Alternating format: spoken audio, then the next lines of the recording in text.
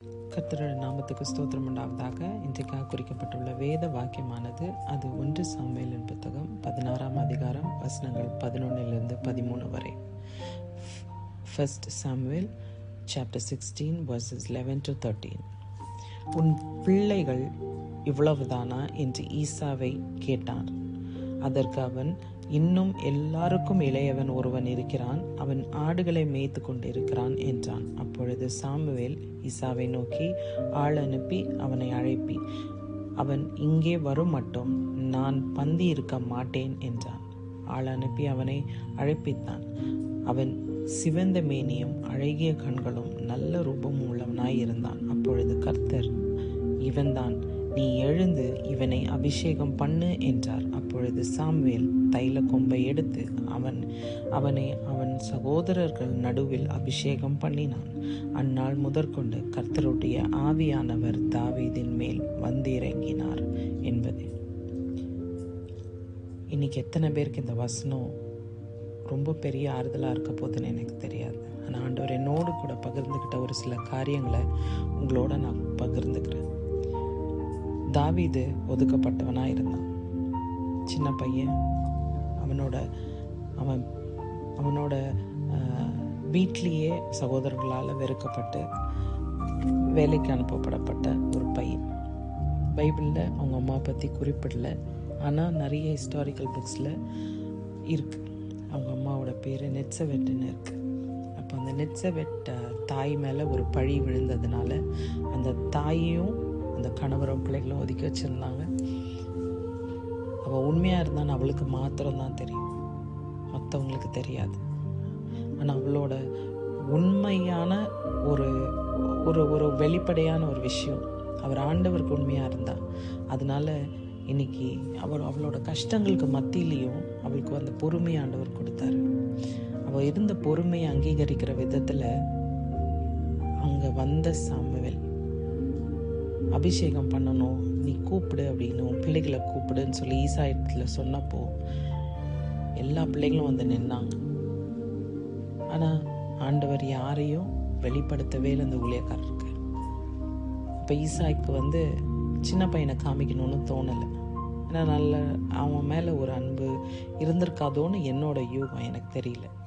ஆனால் சாமுவேல், உனக்கு வேற பிள்ளைங்க இருக்கா? ஏன்னா ஆண்டவரோட வாக்கு பொய் ஆகாது. ஆண்டவர் ஒரே ஒரு வாக்கு சொல்லுவார். ஒருத்தர்கிட்ட ஒன்று சொல்லி இன்னொருத்தர்கிட்ட இன்னொரு சொல்கிற தேவன் நம்ம தேவன் இல்லை. ஸோ அவருக்கு ஈசாவோட மகனை அபிஷேகிக்கணும்னு சொல்லிட்டார் ஆண்டவர். சாமுவேலையும் அனுப்பிட்டார். ஆனால் அங்கே இருந்த பிள்ளைங்க யாரும் அபிஷேகத்துக்கு தகுதியான பிள்ளைகளாக இல்லை. அப்போது சாமுவேல் ஈசா கிட்ட கேட்குறாரு, உனக்கு வேற பிள்ளைங்க இருக்கா அப்படின்றார். ஆமாம், இன்னும் ஒருத்தன் இருக்கான், அவன் ஆடு மேய்க்க போயிருக்கான், அவனை கூப்பிட்டுட்டு வராங்க. யோசிச்சு பாருங்க, ஒரு தாய்க்கு அது எவ்வளோ கஷ்டமான ஒரு விஷயம். வீட்டில் எத்தனை பிள்ளைங்க இருந்தாலும் ஒரு பிள்ளையை அங்கீகரிக்கலன்னா அது ரொம்ப ரொம்ப காயத்தோடு இருக்கிற, அந்த வலியோடு இருக்கிற அந்த தாய்க்கு ஆண்டவர் கொடுக்குற ஒரு அங்கீகாரமாக நான் எடுத்துக்கிறேன். யோசிச்சு பாருங்க. அப்போது இந்த சாமுவேல் கூப்பிட்ட உடனே தாவீதை அழைச்சிட்டு வராங்க. ரொம்ப அழகானவனா, ரொம்ப ரொம்ப அதை டிஸ்கிரைப் பண்ணுறப்பவே தாவீதை ரொம்ப அழகாக டிஸ்கிரைப் பண்ணுறாங்க. ஸோ அப்போ அவ்வளோ அழகாக இருக்கிறவருக்கு ஒரு அபிஷேகம் இருக்கணும். அப்போ ஆண்டவர் இவனை தான் நான் அபிஷேகிக்க போகிறேன், இவன் தலையில் நீ எண்ணெயை ஊற்று அப்படின்னு சொல்லி சொன்ன உடனே ஊழியக்காரர் எழும்பி போய் அவனை அபிஷேகிக்கிறார். யோசிச்சுப்பாங்க, அந்த நொடி அந்த தாய்க்கு எவ்வளோ சந்தோஷமாக இருக்கும். அவன் மேலே போடப்பட்ட பழி, அவன் மேலே போடப்பட்ட காயங்கள் எல்லாவற்றையும் தாண்டி என் பிள்ளைக்கு ஒரு அங்கீகாரம் கிடைச்சிதே.